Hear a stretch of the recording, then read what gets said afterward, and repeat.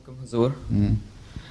میرا سوال یہ تھا کہ جماعت احمدیہ کا نام جماعت احمدیہ کیوں رکھا گیا؟ جماعت احمدیہ کیوں رکھا گیا؟ یہ 1901 میں تمہیں پتہ ہے کہ ہر 10 سال کے بعد ایک سینسس ہوتا ہے جی جی مردم شماری ہوتی ہے. جی اس میں تم نے لکھنا ہوتا ہے کہ تم کس فرقے سے ہو، کس مذہب سے ہو. جی ٹھیک ہے، تو پتہ لگے کہ اتنے اس ملک کے اتنے لوگ ہیں، اتنے مسلمان ہیں، اتنے اس کرسچن ہیں، اتنے یہودی ہیں، اور کرسچن میں بھی کیتھولک اتنے ہیں، پریسبیٹیرین اتنے ہیں، فلاں فلاں اتنے ہیں، مسلمانوں میں بھی شیعہ اتنے ہیں، سنی اتنے ہیں، فلاں اتنے ہیں، فلاں اتنے ہیں، مختلف فرقے ہیں نا. جی تو 1901 میں جو مردم شماری ہوئی اس میں حضرت مسیح موعود علیہ السلام نے کہا کہ یہ بتانے کے لیے کہ جماعت احمدیہ مسیح موعود علیہ السلام کی جماعت ہے، ایک جماعت مسیح موعود علیہ السلام کی جماعت ہے، اس کا کوئی نام ہونا چاہیے. اس لیے ہر وہ شخص جس نے مسیح موعود کو مانا اور ان کی بیعت کی ہے وہ اپنا جب یہ مردم شماری ہوگی تو اس کالم میں اپنا نام احمدی مسلمان لکھے. ٹھیک ہے، جی تو تاکہ ہمیں پتہ لگے، ڈفرینشیٹ ہو جائے دوسروں سے، فرق پڑ جائے دوسروں سے، پتہ لگ جائے کہ ہم احمدی اتنے ہیں اب ہندوستان میں.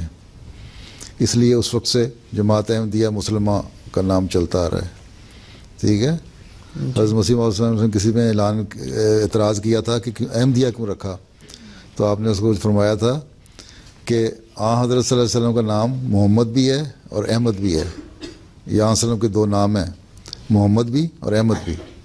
ٹھیک ہے. جی اور میں نے اگر احمدیہ رکھا تو اس احمد کے نام پہ رکھا جو صلی اللہ علیہ وسلم کا نام تھا. باقی جو اسلامی فرقے ہیں، کوئی شیعہ ہے اور کوئی سنی ہے، کوئی وہابی ہے، کوئی حنفی ہے، کوئی مالکی ہے، اور کوئی فلاں ہے اور فلاں ہے، وہ تو اپنے اپنے جو ان کے بزرگ تھے ان کے ناموں پہ رکھے ہوئے ہیں، تو تمہیں اعتراض نہیں ہوتا. میں نے جماعت احمدیہ کا نام اگر حضرت صلی اللہ علیہ وسلم کے نام پہ رکھا، تم لوگ اعتراض کرتے ہو.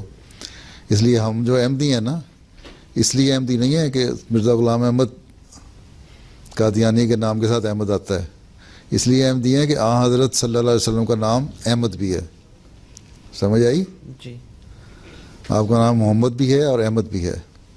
ٹھیک، جی تعریف کیا گیا اور تعریف کرنے والا. اور یہ جو زمانہ دوسرا، یہ زمانہ مسیح موعود علیہ السلام کا زمانہ ہے، یہ احمد کا زمانہ ہے، جس میں امن اور پیار اور سے رہنے والا زمانہ. ایک جلالی زمانہ تھا، وہ محمد کا زمانہ تھا.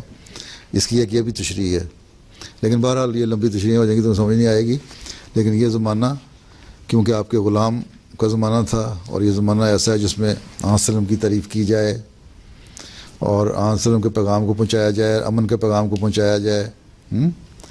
اس لیے اس مسیح موعود علیہ السلام کے نام کے ساتھ احمد بھی لگا، اور جماعت احمدیہ کا نام بھی احمدیہ اس لیے رکھا گیا کہ صلی اللہ علیہ وسلم کا نام ایک احمد بھی ہے. جی جزاک